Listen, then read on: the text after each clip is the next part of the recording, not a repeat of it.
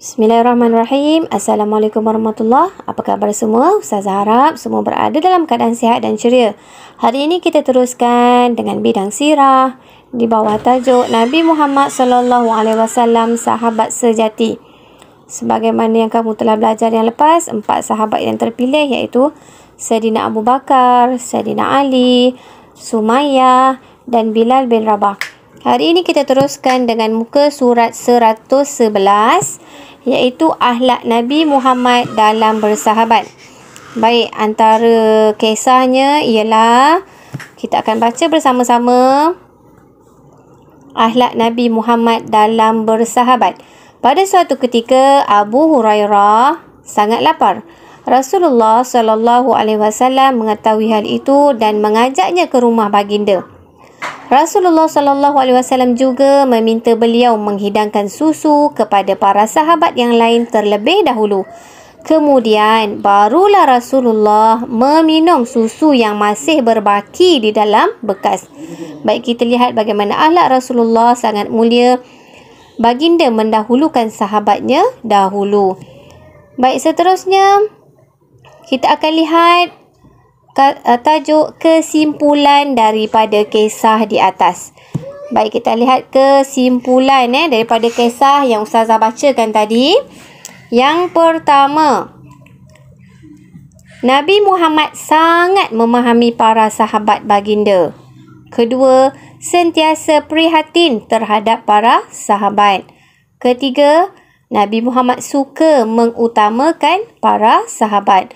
Dan yang keempat, Nabi Muhammad sangat merendah diri walaupun Nabi merupakan ketua negara. Baik, seterusnya kita akan lihat pada muka surat 112, fikir dan baca.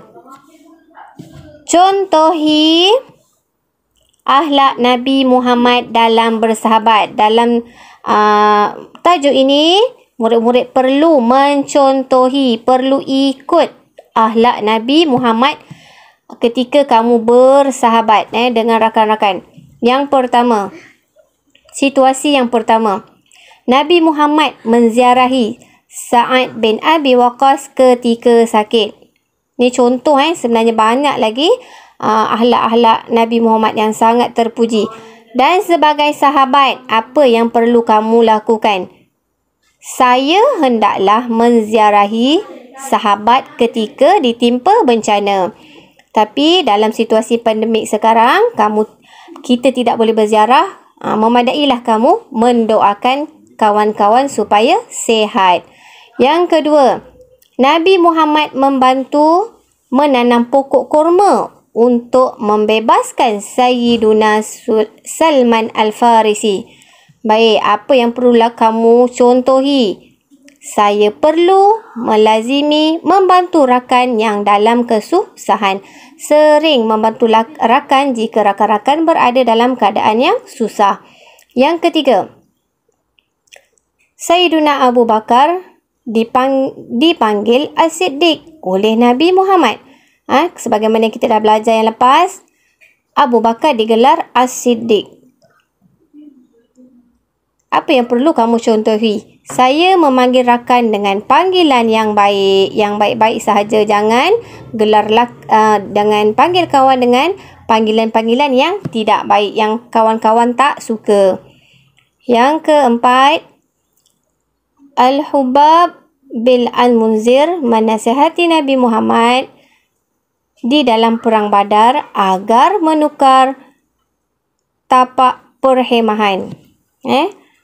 Dan apa yang kamu perlu contohi daripada sifat baginda? Saya bersedia menerima teguran dan nasihat daripada kawan-kawan. Jika kawan tegur, jika kawan nasihat, bermakna kawan kamu sangat sayang dengan kamu. Seterusnya kita akan membuat latihan pada muka surat 112. Pilih dan tulis. Jawapannya telah disediakan pada petak di sebelah kiri. Abu Hurairah bersyukur, prihatin, utamakan susu, merendah diri. Soalan yang melintang. Nombor 4, sahabat yang dijemput oleh Nabi Muhammad ke rumah baginda. Ya, Abu Hurairah. Kamu tulis semula di sini. Abu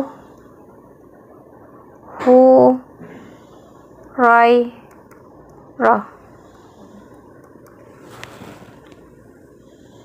Soalan kelima, Nabi Muhammad meminum air susu. Telah ada jawapan.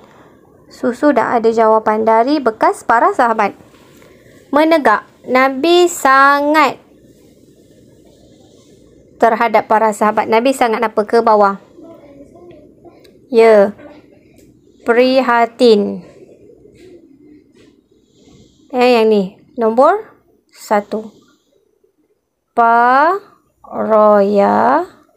Ha alif ta ya nun. Prihatin. Soalan nombor 2. Sikap ialah akhlak Nabi Muhammad. Sikap apa? Nombor 2 ke bawah. Ya, betul. Merendah diri. Kamu eja. Merendah diri ke menegak ke bawah. Dan yang akhir, baginda sentiasa utamakan. Okey, kamu boleh siapkan. Kemudian, buka muka surat 113.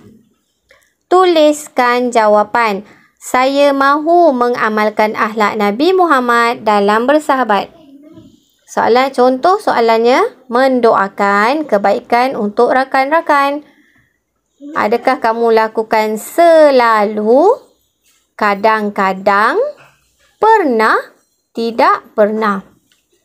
Okay, kalau kamu buat selalu, kamu tanda right. Selalu saya doakan rakan-rakan.